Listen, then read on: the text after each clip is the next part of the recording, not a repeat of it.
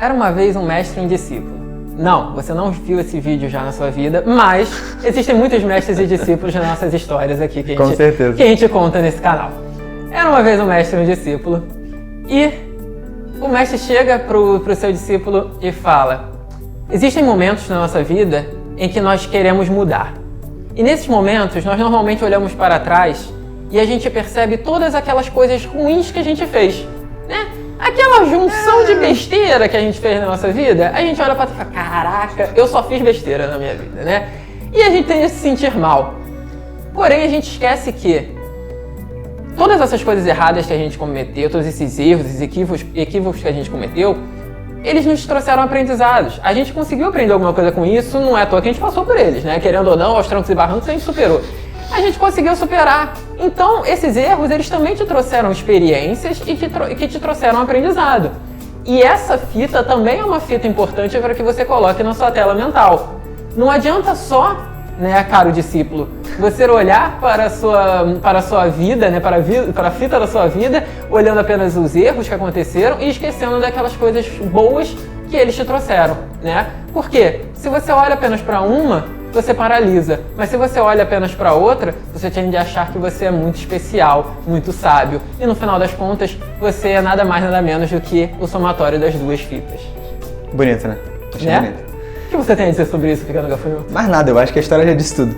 Mas complementando, porque às vezes o óbvio precisa ser dito e precisa ser trabalhado para que a gente acesse algumas coisas. Normalmente, muitas vezes. Na maioria das vezes. E o Patrick, no final da história, no final da fala dele, tocou num ponto que eu acho muito interessante, né? Que se a gente só foca nessas coisas ruins, a gente fica paralisado. E talvez um dos primeiros passos para que essa paralisia não aconteça seja naturalizar a fragilidade. Em vários momentos na nossa vida, desde a nossa infância, a gente é ensinado que errar é uma coisa terrível e que a gente não pode errar, né? Ainda que seja de maneira inconsciente, as pessoas passam isso pra gente porque foi passado para elas também.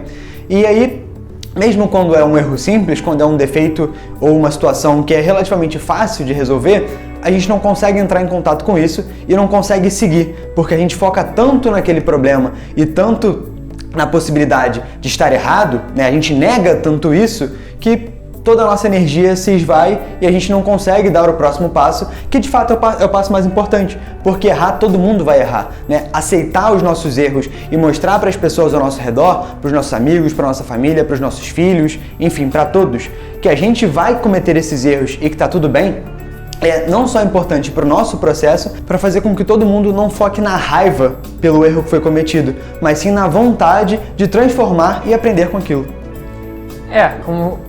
Como você disse, João, a gente gera um trauma, né? A gente fica com medo de errar. E talvez não esteja tão claro assim no texto do mestre, mas fica implícito ali, né? Nós somos seres completamente vulneráveis.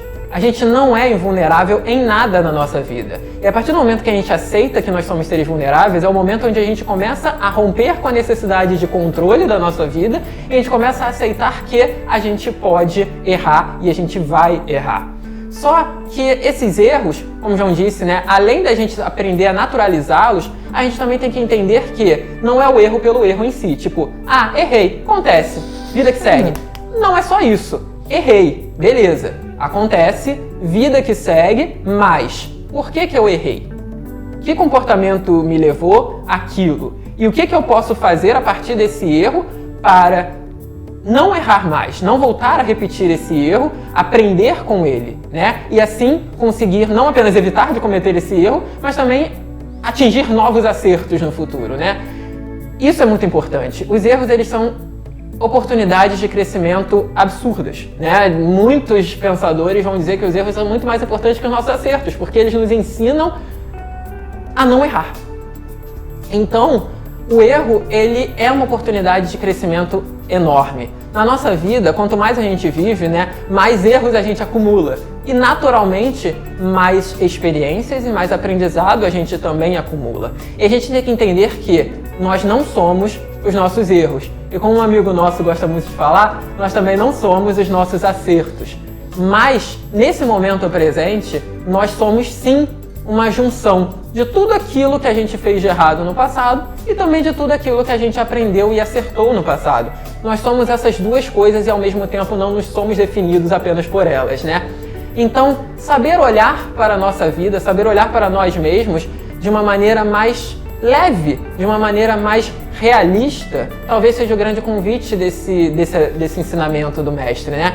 O que é olhar de uma maneira mais realista? É entender justamente que somos muitas coisas erradas que fizemos, mas não somos também essas coisas erradas que fizemos, e também somos muitos os nossos acertos, embora também não sejamos eles. Ou seja, nós somos o substrato daquilo. Nós somos o substrato daquele erro, nós somos o substrato daquele acerto. Nós não somos nenhum nem outro. Nós não precisamos nos punir, nós não precisamos nos maltratar pelos erros que cometemos no passado, embora muitas das vezes, por uma questão cultural, a gente tende a fazer isso, a ter essa natureza de nos punir, de lamentar aquilo que a gente fez. Cara, já fez, já foi. Você entendeu com aquilo? Beleza. Página seguinte.